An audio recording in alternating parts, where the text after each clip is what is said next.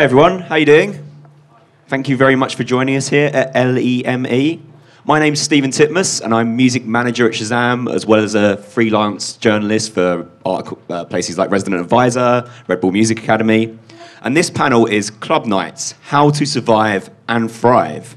So it's supposedly a hard time for club promoters. Club closures, restrictive legislation, and rising DJ fees are just some of the problems that the industry faces. However, that's not stopping people having a go. There was over 2,400 promoters listed in London alone. There's no shortage of club nights, but arguably finding a really good one is still really tough. With that in mind, we've assembled some of the most storied promoters in the game as we hope to discover how to navigate a challenging market. So, with all of that in mind, my first question, you must be pretty mental to have to want to run a party in this market nowadays. George, what makes you want to throw parties? I guess it's a very complicated way to earn a living. Let's face it, and we all like music, we all got to earn a living, but this is particularly taxing for lots of different reasons. But when it goes well, it's incredibly rewarding. It's a lot of fun. A lot of the process is a lot of fun, it's a way that you can have a job without it necessarily always feeling like a job, because it's something that you love, and that's the reason I guess we all got into it in the first place. I like most people who promote it, I started when I was young, 18 sort of thing, and ended up 10 years later you don't really know how to do anything else because that's what you've done your whole life, and so that's kind of like the way where you end up. But I still enjoy it. It's just enormously complicated for lots of different reasons. Of course. And Dolan and Andy, is it the same situation for you? Do you just do this because you love it primarily? Yeah. I was really drawn to working for myself and the independence of it. And it's also a bit of a buzz. You're kind of taking a bet on yourself. You book the DJs or the bands, and it goes well or not, but it's on you. And I really like the directness between the result and how you've done at it. And is that the same for you, Dolan? Is it a similar story? Yeah, very much the same. I mean, it's great working for yourself. I mean, the highs are high. When it's going well, you feel, you've overcome a lot of challenges. And then when it's not going so well, there's a lot of drama. And I mean, as well, it's all on your head. Most of the time, it's your investments and your decisions. So when it goes well, it's good. And then, the ups and the downs, I think it's... highs and lows is very much the situation. Definitely. So, just talking a minute for you, Dolan. I know you've run loads of parties in off-radar spaces, maybe more in 2005 to 2007. Can you just talk about some of the parties you used to run in off-key locations and why you don't do that so much anymore? Yeah, I think it's just two things really. Lack of space is in East London now, and then licensing laws from the government have been really tightened down. So sort of in 2006, around that time, Dalston, where I was living, was a very different place to it is now, and there's a lot of empty warehouses. I was living in one at the time, so through that network you get to meet people. There's even to a point where I was on my motorbike just driving around looking for warehouses and places where I could do parties. And those spaces aren't really available anymore. It's property prices have gone through the roof, and the government really I almost put a cosh on it, really. They clamped down massively a couple of years ago and made it very complicated to license one-off events. So it's become more difficult, and we'll get onto it later, but as fees for DJs and everything becomes increased, you're looking at a lot of money to sort of invest on one event that could potentially go really wrong. Yeah, and just to focus in on one particular scenario, because I know this has happened to you before. Yeah. You've got a license in place, it's all looking good, and then suddenly it seems like sometimes the authorities just literally change their mind. Is that as black and white as it seems from the outside looking in, or?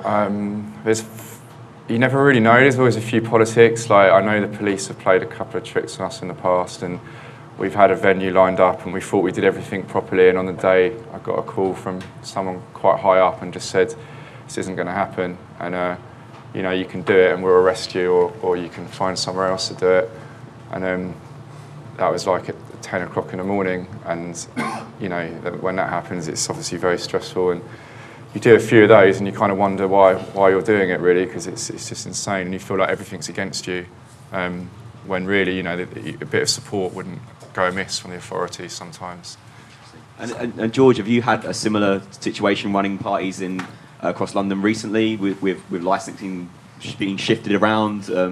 It seems like the goalposts have been moved sometimes. Well, we sort of took the decision to limit, you know, our activities to like one single place, and that's what we're doing right now. Just simply partly for this reason, just because if you have one venue, in our case, we actually own and control the place, so you can be sure that you've got the infrastructure that you need, so that it can't just be pulled from under you. I think that a lot of this game, you know, is about infrastructure, you know, and if we're fortunate enough to have like a lease on a building and own it at the club, right? So I know that, you know, and it has a license, so I know that if I'm gonna have an event there, that it's going to happen, you know, and that's a tremendous advantage over having to kind of rely on temporary event notices, venues, club, you know, shifting sands potentially, you know, and it makes my life a lot easier. Absolutely. And Andy, I suppose, like George, you don't have to rely on temporary events licenses at XOYO. It's a proper bricks and mortar club, but it must have its own set of headaches and problems. And can you just talk us through some of the bugbears of your daily life?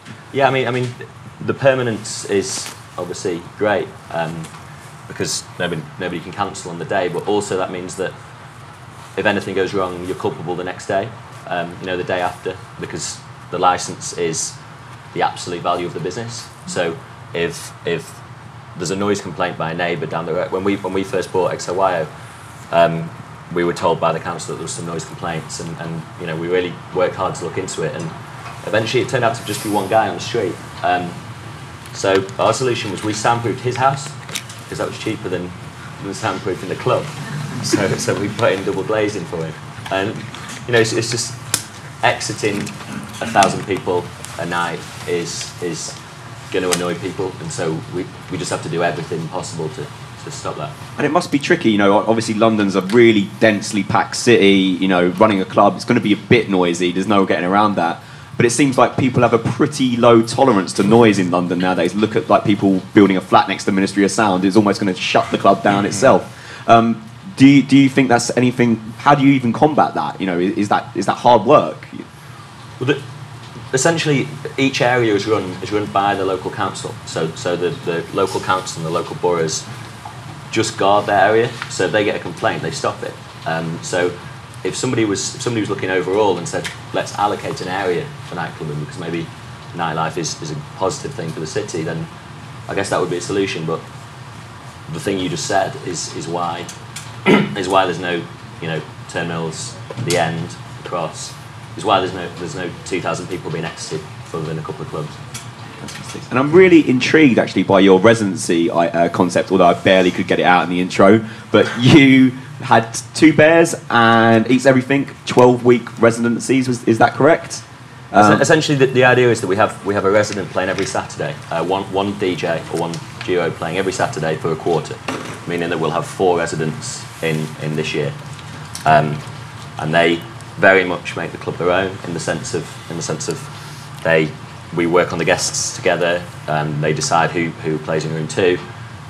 There's loads of changes that each resident gets to do. You know, the mood changing the lighting, and yeah, that's kind of the concept.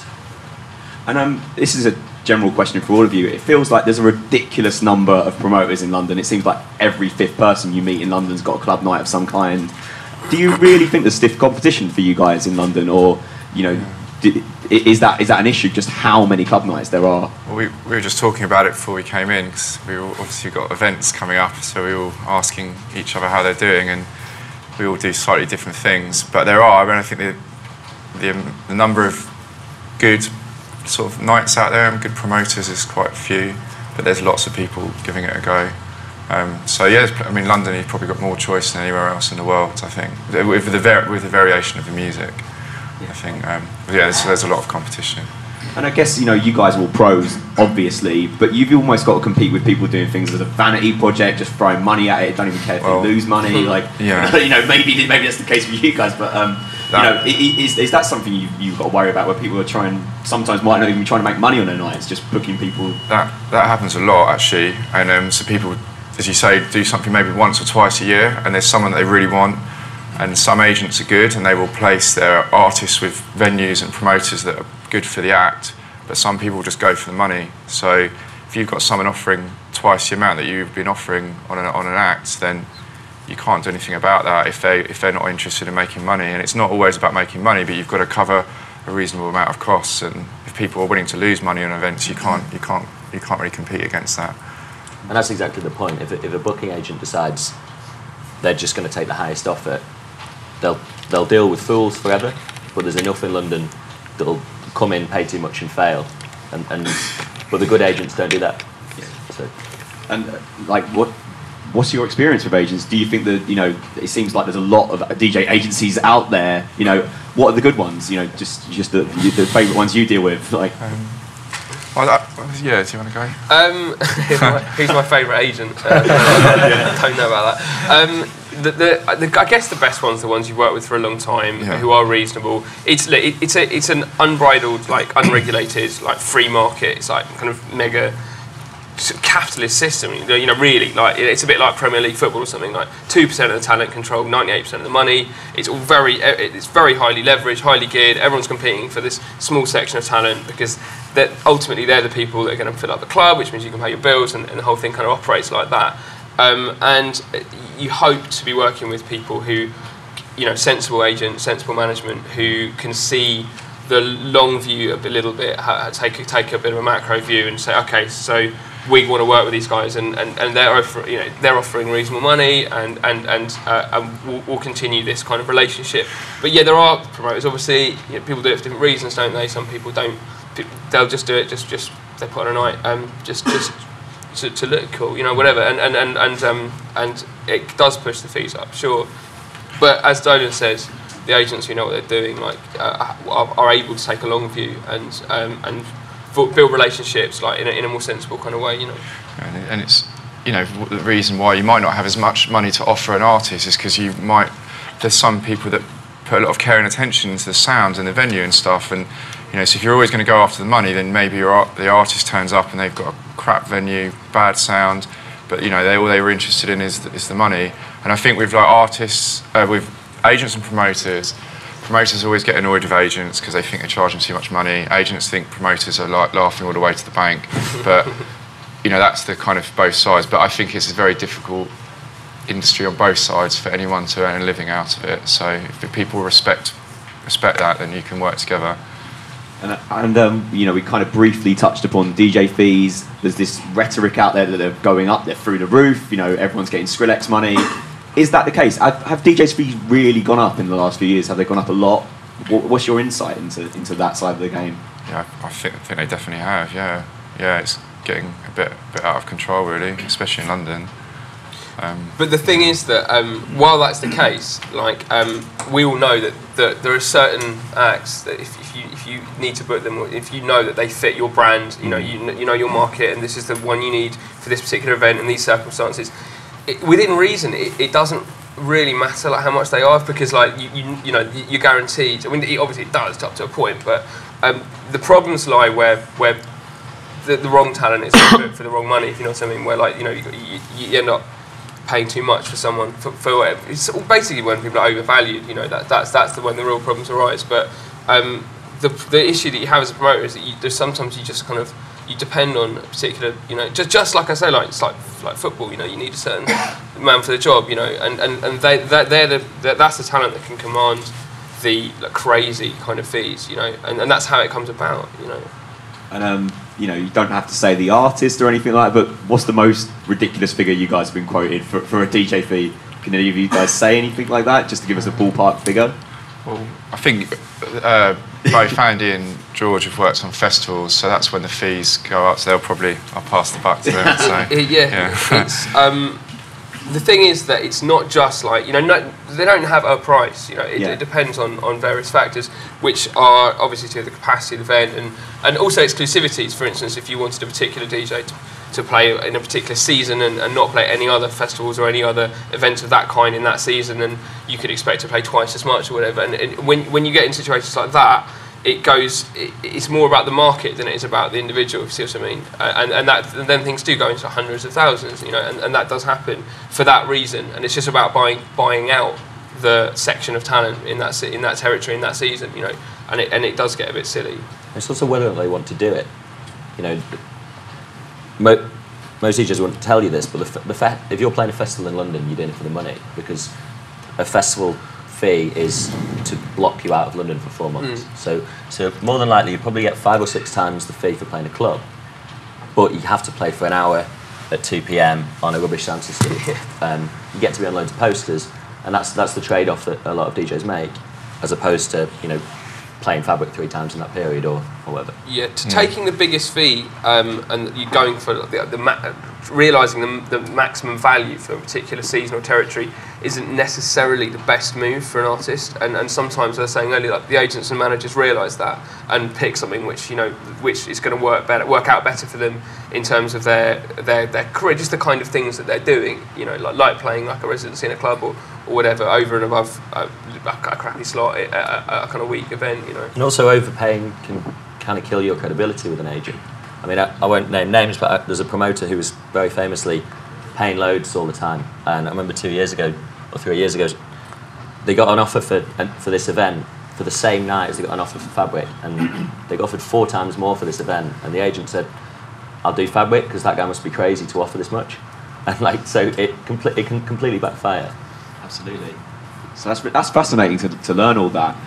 So maybe moving away from financial crassness for a second and to talk about some actual real issues. You guys both have permanent spaces in London, but do you feel there's a lack of good spaces in London? We mentioned some of the club closures, obviously Turnmills, The End. You know, there's so many clubs that have shut now. Do you think there's been enough new places to come in and take that away from them? No, to be honest. I don't think it's a problem with spaces. I think that there's a few factors, but especially in London, with the enormous cost of setting up a club and the licensing, all the things that go with that. For the millions of pounds you need to do that, it's very unlikely to be a passion project. And so there's a disconnect between the people who really, not always, and I like to think that XOYO isn't that, but in general, the people who spend loads of money on setting up a massive club aren't massively into Theo Parish or whatever. And so, you know, for example, you've got Dolan, one of the best bookers anywhere. You know, Armo wants to play London, Dix wants to play London, he wants to play for Dolan. And, you know, he's getting venues cancelled on the day and moving around. Whereas, you know, up the road you've got Ministry of Sound, one of the best club spaces you can find, incredible sound, booking Chucky, you know. So there's a real disconnect between the tasteful club stuff and that's a great space, I think. And it's interesting as well, you know, you talked about the amount of money you would need to run a successful and open up a successful space. But it feels like, you know, there's a lot of people want to go out clubbing in London. It's a big market. It feels like there's money to be made. It's interesting that perhaps people don't, you know, get a good, well, they kind of have an XOYO, but get a good booker, get a good space, and just make it happen, you know, because The End was a fantastically successful club. So, well, I think my partner AJ was at The End for 10 years, and I think that was the sort of golden era. And I know, you know, I just know what goes into these venues, you know, and what you can expect to receive. The margins of what, you know, what you can make to keep it running are very, very small. And, you know, for us, we've started to work with a venue regularly now, which is a photographic studio, and for order for like the arts in London, if it, you know, photographic or music, people are starting to having to pair things up. So the photographic business exists Monday to Friday, and then we exist at the weekend. And without them and without us, I don't think it would work, because otherwise, if it's, you know, just there Friday and Saturday, then there's not enough income Monday, Tuesday, Wednesday, Thursday. So we're having to like adapt to make it, you know, make it work basically. So you're pretty much creating a new business model there for a club space almost.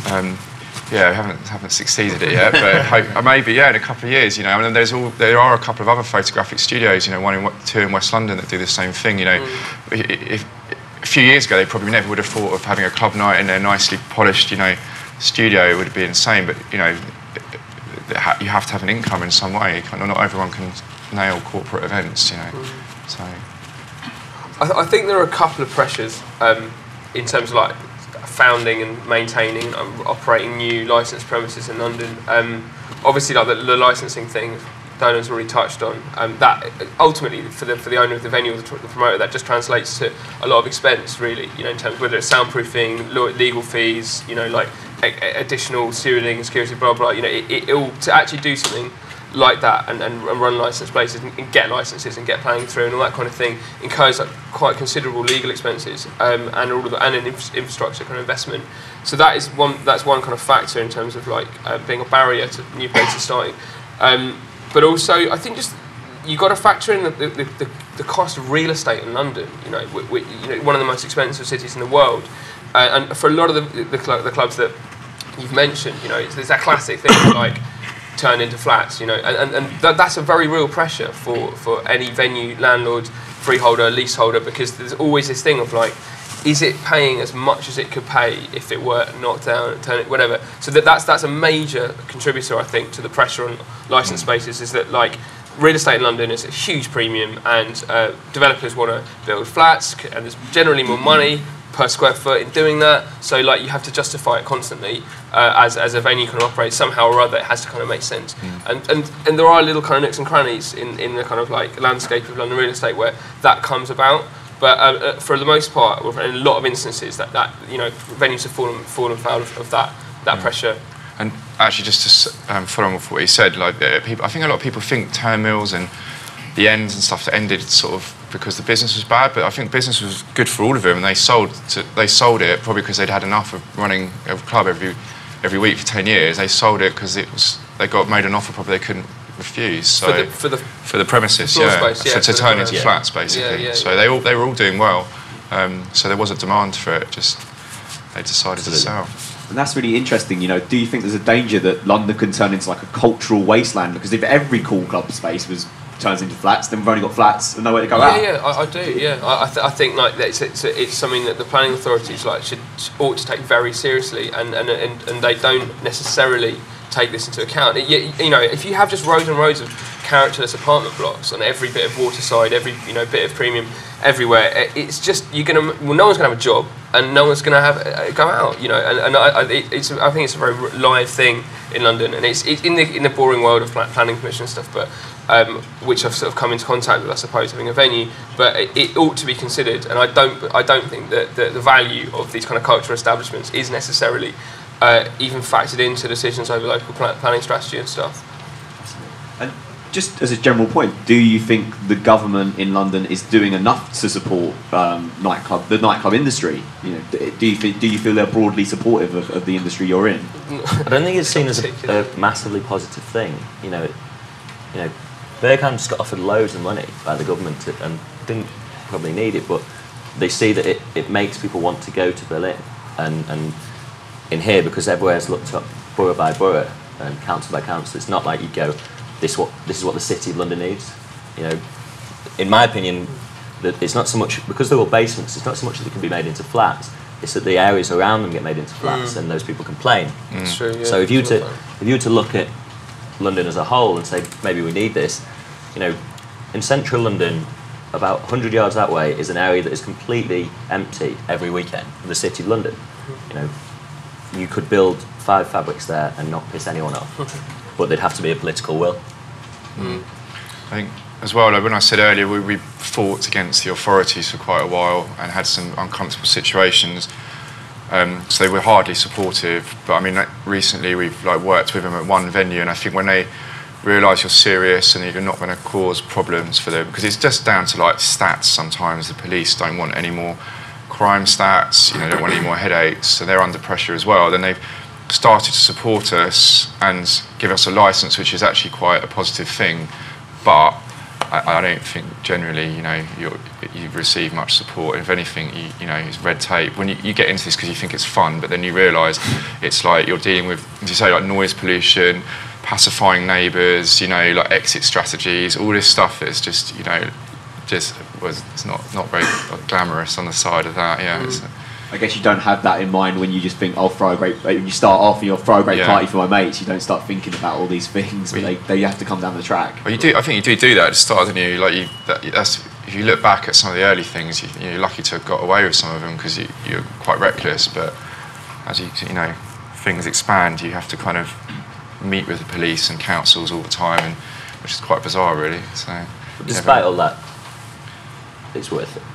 Yeah, it can be made possible. And the thing is that it's done by, there's no central London kind of government as such, not when it comes to licensing and planning. It's borough by borough, so different boroughs have different attitudes and stuff. But what I think you come up against a lot in local authorities and police and stuff is a kind of a culture of kind of back covering, as it were. So they don't, nightclubs are a risky thing. It could be noisy, it could cause a nuisance, all this kind of thing, and it's that kind of on their watch or not in their backyard. They're all concerned that it could blow up in their face, So and they don't. No one wants to be the person in the authority taking the blame for whatever it could be that comes about, So that tends to kind of set the tone for licensing and stuff. Absolutely. And George, we're talking about some of the challenging scenarios. I just wanted to talk briefly, and I know you've spoken about this before, but with Bloc doing a huge festival, and that was a big expansion for you. What exactly would you have changed in that situation, and how would how could you have done things differently, and how did you learn from it? Because obviously you bounced back now and you're doing some great stuff. I don't know whether or not we bounced back, but I wouldn't have done it. I suppose would have been the first thing. Yeah, that was a very challenging year for us for obvious reasons. It's a shame that the kind of multitude of kind of issues that we faced in the run-up to that event occurred, and that it wasn't possible to deliver it. It's a couple of years ago now, and I'm glad to actually still be working in this business, really. It was a tremendous kind of challenge with infrastructure, which we came up against, and for the most part, I would contend that a lot of it's beyond our control. But that it just it's this thing of infrastructure, and in that instance, the infrastructure really wasn't there for us when we needed it. And that was the story of my life since then, really. Absolutely. And I guess in crisis management, and managing your brand, what did you guys think? How did you then approach it and go, well, we're going to do some more parties? Was that a difficult decision? And how did you even approach, we're going to do this now? Well, I mean, we had a really big bankruptcy, obviously. Yeah. So that was first was the event, and then there was the administration and all the rest of it. And so when you go into that kind of that process, the whole thing kind of gets picked apart, and you work with lawyers and administrators and all these kind of licensed professionals. And they kind of go through it, and they examine what happened to see whether or not, whether they could sue someone, or whether you were to blame, or who was to blame, or all the rest. And they go through this thing. It goes on forever, And through that, we could have ended up, just kind of being disqualified as directors, or we could. All these things could have happened. But the long and short of it, the result of it was that we kind of were given a green light sort of thing to trade, And we just. We'd been doing this for 10 years. We had 5 really quite successful festivals, basically by all accounts, and wanted to carry on promoting. This is what we do. It's our whole life, And we were fortunate enough to come across this venue, which is very small but manageable, and we actually manage it, so we don't have to depend on other people. And it gave us an opportunity to just go back to what we used to do, which is putting on a monthly party for 500 people. That's what we did for years, when we were younger. So we just started to do that again, and that's what we're still doing. I mean, we hire the place out to other people, but we still do our monthly party, and we're just kind of taking it from there, really. And it works, so that's good, and would sort of build on that maybe in years to come. I'm just fortunate, really, to still be doing it, I suppose, but it's going okay so far. And I guess as well, it's not uncommon. Eastern Electrics as well, of course, they've done a big expansion, and that unfortunately pushed them to liquidation. Yeah. Is the solution just to do smaller parties? Do you think? Is that what every promoter should be doing? Or Andy, you seem to be shaking your head. No, not necessarily. There's less overall risk in smaller parties, but I don't think they're less risky per se. I think they're harder actually. In some ways, tougher. They're tougher to promote. Sort of smaller events. You think they're easy, but they're not. They're a lot harder because it's difficult to get that momentum of hype going. Like the snowball effect kind of thing. You can't really get it going when the snowball's only size of an apple, but eventually, it kind of grows. So as long as you've got the infrastructure in place and the talent, there's no reason not to do big things.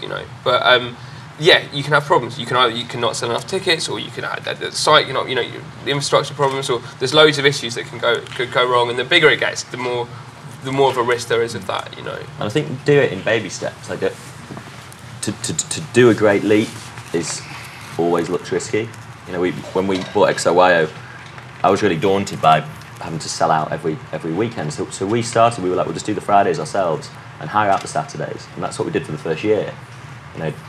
Now we've started doing some XOYO Loves events, outside events at the Coronet Theatre, and that's with a view to going bigger again. But I think do it one stage at a time, rather than just jumping straight up to a Nebworth or whatever. But also, I was thinking as well, with a festival, especially in England, you're putting all your eggs in one basket, because with smaller nights, you might do many of them over a year, and unless you sell out a festival, then you've got weather. Like if you've sold half your tickets and it's a sunny day, then probably the other half will just get up and come to Victoria Park or something like that. But if it's raining, then everyone's staying at home, and then your bar's down. And everything you've worked on for a year is just on that one day. So it could go really well, or it could bring the house down really. It's almost like sticking all your money on red or something like that. Yeah, it is. I think it is. And the margins are very, very tight with these things. Even like the biggest festivals in the world, like Glastonbury, they don't. There isn't really a profit margin. It's just covering the costs and paying everyone's wages. But and that means that it's tremendously risky. I think that people don't necessarily realise the way the finances of these kinds of events work, and you can do your kind of back of a fab packet sums and say, oh, they must be raking in all this money, but most of it just gets kicked upstairs to talent anyway. Plus, infrastructure costs are enormous, and yeah, it's a very highly leveraged business. People can make a lot of money doing it, particularly with festivals, because there's a lot of money involved. But there's this little bit at the top, and which can be quite a big bit, but it's relative to the overall turnover of the event. It's generally quite tight. So I'm going to open to questions really soon, so start thinking. But it feels like we've gone through lots of the challenges, a lot of the negative parts of running a night. So I want to talk about some of the best things, because obviously it's an incredibly fun business.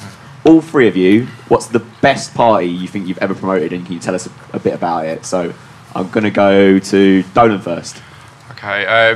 Well, actually, you mentioned it at the beginning, so when I really admired what George and Alex did with Bloc, and then when the festival happened, I think that the biggest talking point was the stub knits that they brought over to London, and they said to us that it might be available after the festival, so we did an after party there by the city airport, wasn't it? Yeah. So yeah, they kind of facilitated. Well, they did facilitate it, and then we booked and did a party there, and it's obviously unique, it's an after party in the bottom of a boat in East London, so kind of have Bloc to thank for that, but it was really good actually. So that was a good one. Yeah, I was actually there, and I'll vouch for that. It was solid. Yeah, George. Well, we did a party in a windmill once, back home, like back out in the sticks in Norfolk, where I'm from, which was amazing. I mean, I was like, I was 19. We had we hired out this windmill, which was actually like an industrial building, really. I think it was National Trust or something, but it didn't really have a lot in it to break. It had 4 floors and very, very thick walls, and we just had a sound system on each floor right up to the top, and it was right out in the kind of marshland. It was pretty amazing. I think that's probably the best in a way. Although some of the weekenders, obviously, the closing set at the 2011 Butlins thing we did, that was my kind of I felt like a kind of high, that was definitely the best festival we ever did. But they're the good ones. There's been a few bad ones too. And Andy? I don't know. I'm at XOYO every Friday, Saturday for the last year. So, and to be honest, you ask me Sunday or Saturday morning every week, I'll say it was last night. But the Eats Everything residency was pretty special. We came in for quite a lot of stick when we announced it. People were like, "That's not a real residency," and because it's only for 12 weeks, and a lot of agents were like, "It won't work because no one's going to want to come and see him after week 4 or week 5." And you know, they all sold out, and on the last one he played on his own all night, and it's sold out a month in advance. And we kind of went for dinner beforehand, and he knew he had this kind of 9-hour set, and it was quite kind of sad that we weren't going to have him back. And he you know, he was like, "This is the best thing I've ever done in my career. It's the best decision I ever made." And it was pretty amazing. He played for a few hours after, and it was just probably that one, to be honest. Fantastic. So, has anyone got any questions from the floor? Oh, good, already. So, have we got a mic to kind of get these questions? Okie dokie. So, I think we're going to go over there first. So, I run a night in a 200 capacity venue, and we're sort of outgrowing it. So we're thinking about new venues, and I was just wondering if you thought the 24-hour tube was going to come into it in terms of finding new spaces. Or do you think it's always going to stay around sort of certain areas?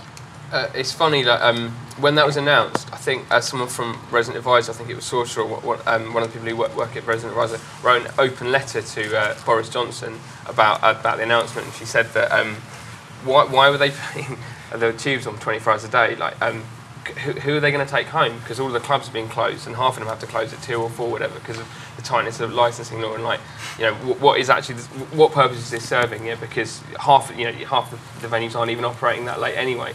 But which is a fair point, you know, because there isn't actually enough of a 24-hour licensing type culture in London.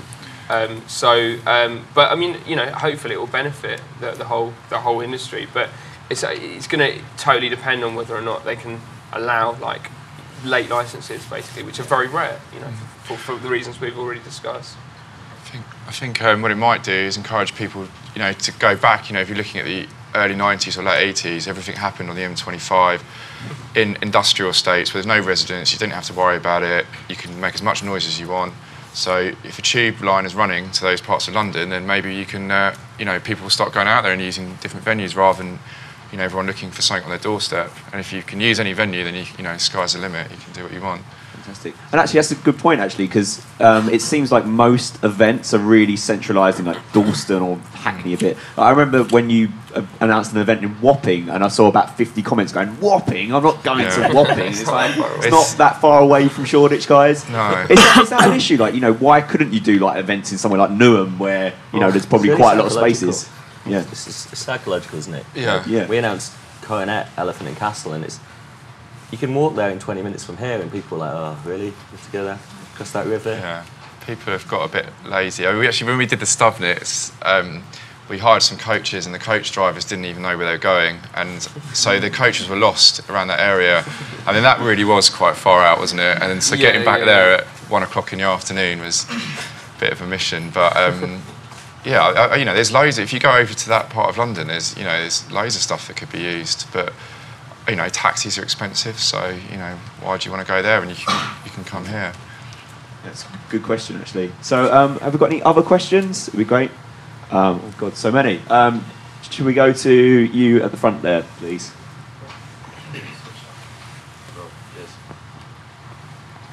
So, the one thing that I've found is, let's face it, we're not naive about it. There's a lot of drugs in the electronic music scene.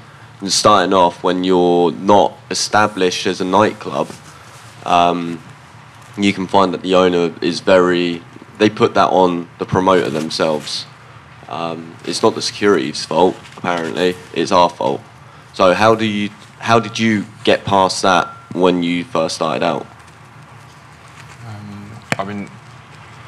when I first started doing events, we didn't even have a license. A lot of them were quite illegal, and it was kind of anything goes. But as you deal with the authorities, it should always, if you deal with a licensed venue, it's down to the DPS, the premises license owner, who's supposed to be controlling the door security. So really, I mean, it's in their license. It's down to them. You know, they're responsible for the venue, and if there's drugs in their venue and the police turn up and have a problem with that, they'll go to them, not you. So if they're passing the blame, they're not really doing their job properly. What I mean is in the respect of when you've got that on the dance floor, yeah, how do you keep the venue happy still? Because obviously you're going to come up against problems, and you're going to consistently, they're going to want you out. As soon as they've got drugs in their venue, they're going to push you out. Problem is, you can't turn around and start saying you can't promote that there can't be any drugs there, or you can't say keep it in your pockets, as it were, do it in the toilets. I think it's on the venue. It's on the venue. You hold a license. The security in the venue needs to sort it out. You know, if there is a problem, if there's the police and whatever, the promoter moves, the venue loses the license, and you know, we employ a lot of people. It's not something we can take lightly. So the venue just has to be sensible about it. But if the venue you're dealing with is sticking it on you, then they're probably not doing a great job themselves. Yeah, it is ultimately the responsibility of the license holder to uphold license law, and that's the agreement that you kind of you sign up for when you agree to hold a license, and that's the duty of the venue. And I don't think they can necessarily. I mean, they may choose to work with one particular event or another, or the character of this event or the character of that event, for whatever reason. But specifically about this particular thing like controlled substances, it's up to the people managing and controlling the security team and upholding the license to deal with that, because that is the nature of the business. That's the job of running a club. And one last thing, do you yourselves get any problem with that at all, or is that all gone now since you've progressed? Well, I mean, I own a club, like Andy. So like we're kind of almost on the other side of the fence, and we were managing that, and it's an ongoing thing. I've also run festivals and blah blah blah, and like it's part of the job, you know, dealing with this thing. Whether or not you may not necessarily even agree with the law, or think, or a lot of police don't necessarily think that the law, you know, is good, how it should be reformed, whatever. But that's not the point, you know. Like it has to be upheld, and it has to. Otherwise, you're out of business, you know. And that's just the way it works. You know? We were having this discussion before we came out, and obviously, you know, we have to work with licenses, but it's crime in general. And to be honest, if you ask any of the big clubs now, it's mobile phones, it's not drugs. Mobile phones being stolen is the biggest problem that you'll face from a licensing perspective, because a mobile phone being reported for insurance purposes goes down as a crime, and at the end of the month, any given space will be told it has 30 crimes, and be them 30 assaults or 30 mobile phones, it's still a number that you have to contend with. And so you'll notice going into any big club now operating signs and a lot of vigilance on that, more so than obviously still people get searched, and there's obviously no tolerance of drugs, but it's not the priority of policing and licensing at this stage. I was going to say one thing as well, actually, because you're all put in a tricky situation, because you've got one side, you've got the police and the licensing authorities, and on rare occasions you might be sent a rider from an agent for certain artists that wants, you know, some weed, or, you know, these are all things that you have to agree to. So you can't really, you know, if you tell the authorities that, they'd, you know, not be very pleased. So you've got to, I don't know, use your discretion maybe. I think that's the possible answer to that. Must add LEME does not advocate the use of narcotics. Yeah. So, yeah. All right, cool. Next question. Should we go at the back?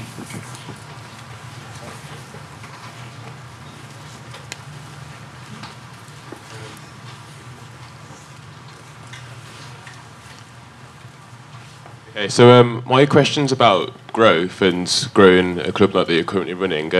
I currently run a night in Nottingham and in London called Shut the Front Door, and essentially we started as a 120 capacity night in a loft of a cocktail bar, and now we're selling out 500 capacity venues in Nottingham, and we're working in sort of like the disco, new disco, house, tropical house music scene. We've been doing it now for 18 months, and we've been growing progressively, but we've got to a point now where we're a bit stuck on where we want to go and where we want to expand it further, because the leap from where we started to where we are now is gradually built, but we sort of feel like the leap of where we are now to make maybe taking that further afield and growing bigger than that, it's quite a big step, and we're not sure whether we should be investing more into Shut the Front Door, more resources, extending our lineups, or whether we should be perhaps expanding our brand portfolio, maybe starting a few other nights around in Nottingham and London, and building the portfolio around that, and then growing Shut the Front Door through that. So yeah, I just wanted to ask really, you know, at what stage is it in starting a club night and running there and making it a success? Are the key parts of spotting okay, now it's time to step up to this, and setting clear objectives of what you want to achieve? The biggest... Sorry, go through it. The biggest bit of advice I'd give is to have an end point, because I was kind of putting on nights for about 10 years before we got the club, and I never really thought about. I'd just be like, should we do this? Yeah. And in hindsight, I wish I'd looked for where it would go. I started a night with a guy called Kais Porson, who does Young Turks now, and we did a weekly night at Scala on Saturday. And we just did it because someone asked us, do you want to do a weekly night at Scala? So we said, all right. And it started off, it was kind of a raging success. It went really well for a few months and then kind of tailed off. But we never wanted to do that for a job. It's not like we wanted to be there every Saturday, but we didn't. In hindsight, we should have said, let's do this for 3 months, or I think figure out where you want to go to before embarking on a new event or a new venture. That's the advice I would have given myself, to be honest. Yeah, I mean, there's just so many ways you can go with it, really. I can't think of any particular advice. I just think if you're going to do something bigger, like, unfortunately, you've got to sort of just be prepared for the absolute worst, because as soon as you start going up to like 1,000 people, 1,500, and it's like serious amounts of money that you have to lay down, because you need bigger artists. Everyone wants more money in certain conditions, and then it gets very stressful. And then also the bigger events, you probably aren't going to do them as frequently because they take a lot more of your time and resources. So again, it's going back to that. It's all your eggs in one basket. But there's nothing wrong with like a regular night for 500 people. In fact, if you create that and create a really good buzz around it, then you'll find that maybe all of the bigger people that you wanted to work for want to come and play for you in your smaller venue, because it's like cooler, or just, like, it's hard to get in there. And if you're turning people away rather than having a venue 2/3 full, that's more of a positive thing, I think. Yeah, I think there's some wisdom in that. Don't make it big just for the sake of it. That's the thing. If you, in my opinion, someone might disagree with me, but if I were you, I'd just stick with the same brand. If it's going well, if it ain't broke, like, why fix it? Just focus on the one thing. And if an opportunity presents itself, like if a particularly amazing venue, or you get a lead on some really good talent, or there's something where it looks like it fits, and you can go to 800 or 1,000 or whatever, and you're confident about it, then go for it by all means. Yeah, but having it like saying, right, we're going to do 1,000 capacity night. Where are we going to do it? Who are we going to book? How's it going to work? Is it going to work? That sort of thing. Then that tends to be when things start to go wrong a little bit. And if you have any doubt over the solidity of the proposition in terms of the talent and the premises and all the rest of it, then if you've got any doubt, then it probably, the benefit of doubt should be in favour of it not working. That's the thing. Like, if you think, oh, is it going to work? It probably won't. It's only when you look at it, like, and you think, yeah, this is gold plated, then it will. And if you've got that confidence, chances are that all your punters will too. So I'd say stick with the same brand and grow it at the right moment if it comes about, but just not for the sake of it. And just one other thing, if you're selling that event out, 500 people, and there's a real buzz of people trying to get in, people will hear about that, and that's so festivals might be interested in having you come and host a stage. So you might be in a position that you can grow, but not having to do it at your own expense. People will find out about that quickly. If you create a buzz and a small venue selling out every week, you will if word gets around. If it's working, keep it going. You may get, as Dolan says, like branding opportunities. Like there might be some big warehouse event or some kind of festival, whatever, and who offer for you to basically brand a stage. So suddenly you're doing a really, really big thing, but you're not actually carrying the cam for it. You're not actually taking the risk. You're just lending your name to it. That's quite a good way to step up. When you've got your own little thing and you want to kind of grow it, it's just a good way of stepping up without taking any risk. And also the agents want a sure thing. Like that, an agent's biggest fear is getting a call from the DJ saying that night you put me on was rubbish. And so going kind of balls out and taking big risks on shows, the agent ain't going to go with you. But if they're like, we always put our acts in there because they always walk away saying it was great, it was always full, it was always a great atmosphere.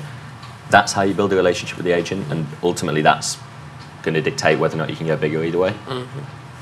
So I think we've got time for just one more question, if it's a relatively quick one. At the back there, perhaps.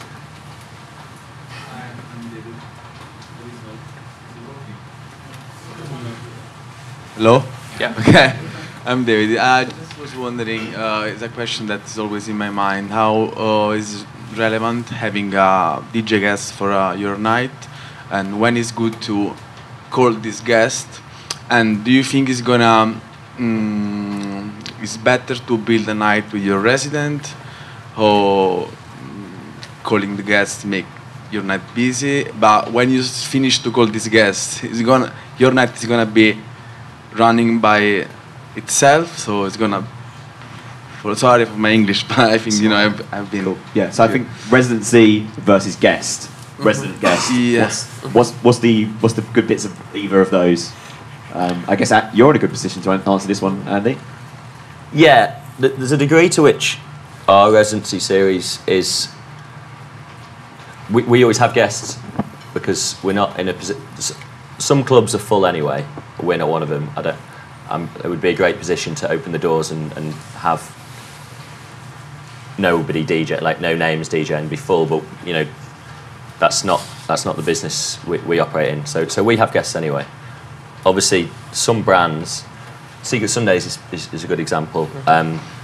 People go for the brands, and they'll still have guests, but the bigger degree to which people are there for your night and your brand, the much better position you're in.